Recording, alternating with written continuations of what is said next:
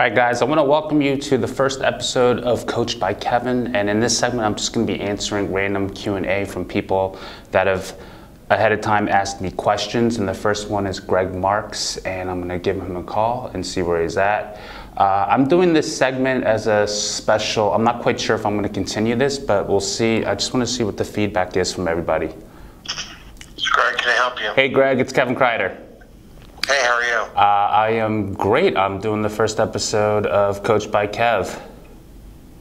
Oh, great. Unfortunately, I didn't get to get on it yet today. I know. You're on it right now. I thought the podcast would be up, though. No. I'm doing it right now. So I'm videotaping everything. So you're going to be on tape right now. So Okay. Let's talk about this. First of all, what was your question? If you want to tell everybody. My biggest issue is now that I've turned 50, it's really, I'm having problems losing the fat around my waist area. Great. What are you doing currently with your nutrition? I'm on a 2-a-day workout program, first of all. So in the morning when I get up, I'm eating 6 egg whites, a couple of beets for my carb, and then that's usually around 7, 8 o'clock in the morning. Before that, I usually do about 45 minutes on the elliptical machine. Then at lunchtime, I go and I lift, but then I try to do some cardio after work, which is another 45 minutes on the elliptical. For lunch, after I lift, I'm doing a protein shake. Mid-afternoon, I'm doing a yogurt and some fresh fruit. And then I usually eat dinner around 7 o'clock, which is meat, some kind of a rice mixture, and a vegetable. And then are you doing anything before you go to bed? No, I'm not. Great. I try to do the kind of like an intermittent fasting type thing, where I try not to eat after a certain time, and I try to go 10 hours without anything. Right. So that's kind of intermittent fasting. First of all, the way your workout schedule is, it's kind of like you're working out in the 90s. It's kind of a very old school mentality of working out. You ever see the show Saved by the Bell? Yes. So you know how it looked like it was really cool, and that was the thing to do back when we were kids, like in the 90s and 80s? Right, sure. The way you're working out and doing nutrition right now is kind of similar to that right now. It's like watching a bad 80s movie, but it was good at the time. It served you well. And I don't know who you got this routine from, but you're doing a ton of cardio, you're doing a ton of working out, and you're really stressing out mentally, physically, probably from all the meals. And like 6 egg whites, I mean, like, come on, dude. Like, you can eat the yolks, right? It's really. I can. I only do one yolk in the 6. So it's 5 egg whites and 1 whole yolk. And the intermittent fasting, like the most important part of the intermittent fasting too, is really to just cut off the breakfast, right?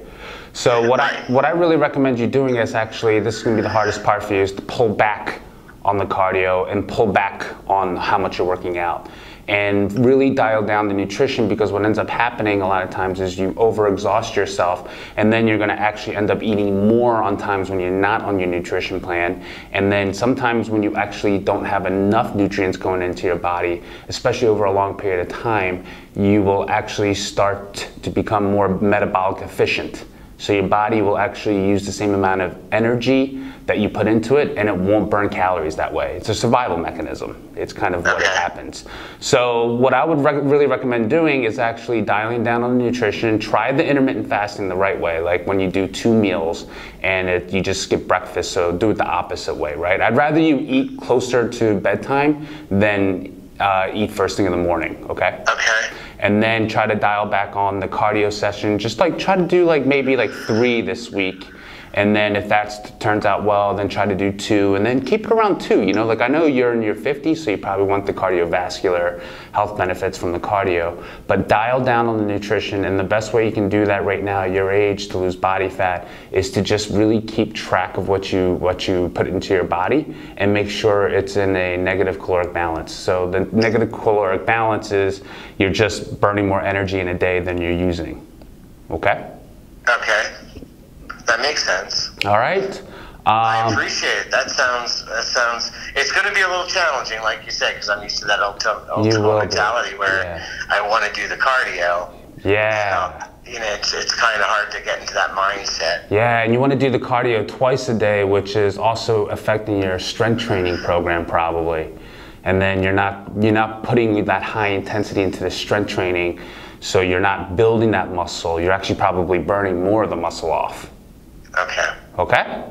Got it. All right, Greg. Thanks for being on the show. I appreciate the call. You're welcome. I'll talk to you. Have a good day. You too. Bye. Bye.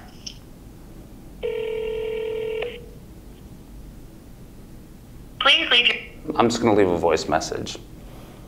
Why not? Hey Robert, it's Kevin Kreider. You were supposed to be on the Coach by Kevin show, and you had a question how to lose belly fat with using intermittent fasting. I'm sorry we couldn't actually get the full coaching session with you. So I'm just going to leave a message. It's going to be short and sweet. I wish we could have gone longer, but the time won't allow it for it. So weight loss for intermittent fasting, you can actually go to my website and download the free intermittent fasting handbook that I have. It tells you how to come up with calculations, and it has an email sequence for you to go through that'll show you how to do it step by step as well on how to lose that belly fat. So you can go to my website, it's kevinkreider.com, and that's all I can put on this voice message. Take care, bye. All right, and then we'll go to Greg Wong. Let's see, Greg is from San Francisco. He was the one who asked about setting a schedule of tasks. Are you calling now? Oh, I see. So, I'm at work right now. yeah, you asked the question on how to set schedule of tasks. You really need this coaching call, it seems like, how to set a schedule of tasks. It seems like you got a lot of stuff going on at once, right? Yeah. So what's going on right now? Would it be possible to take this call? I really want to help you set your schedule of tasks because ordering priorities is really big for you. And for you to find out what your priorities are, it's like a huge thing that could change your life. I'm going to have to miss out because... All right, cool. So this guy, Greg, is a perfect example of how you don't put your priorities in order. Emailed him yesterday and actually said, hey, look, I know you need to I know you probably needed to know ahead of time to set a schedule that I'm going to be calling between 6 to 7 p.m. so make yourself available. This is a real important lesson on how to schedule a task. Number one is you have to have a calendar. If you don't keep a calendar and put things down, it never really happens.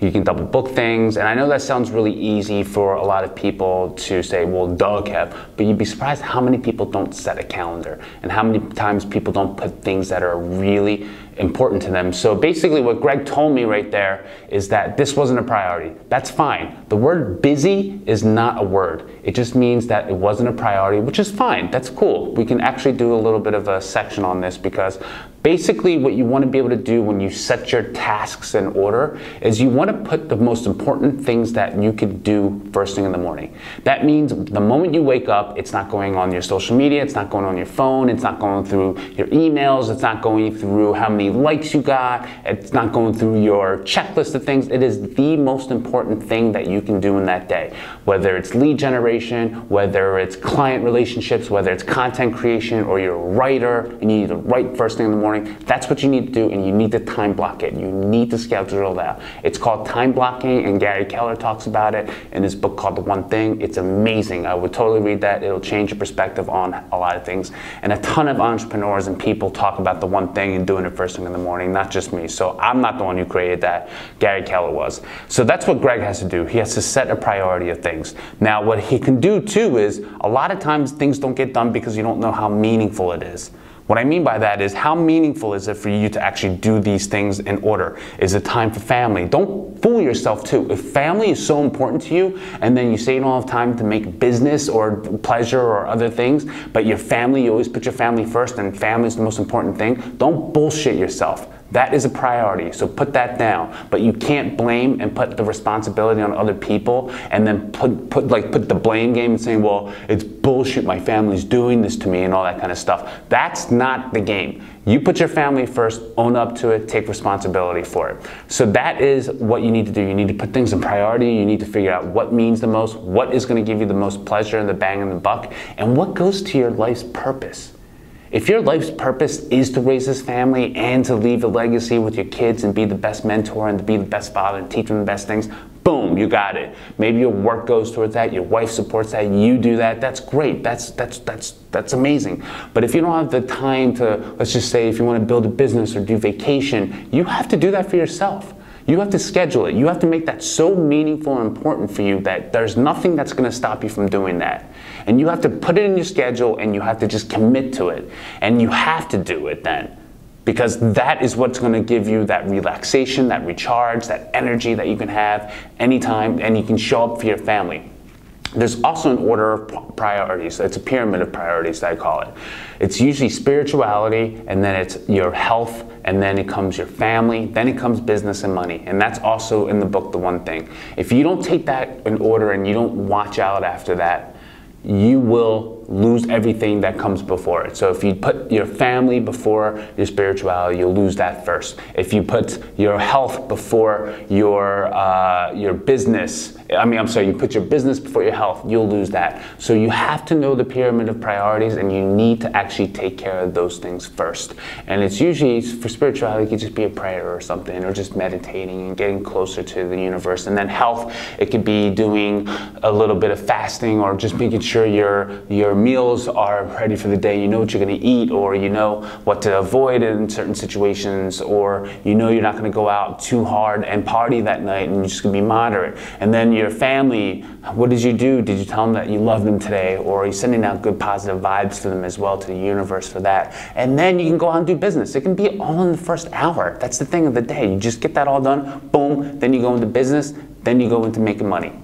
Well guys, I hope you enjoyed that video and that might have hopefully answered some of your questions. Please subscribe to my YouTube channel. If you thought this was cool and you found value in this, please subscribe, and also please share a comment and say yes, you liked it. And also, if you want to be in the show, you can shoot me an email at coaching@kevinkreider.com and send me your number and send me the question that you want, and me or somebody else will get in touch with you to let you know ahead of time that I'll be calling in from 6 p.m.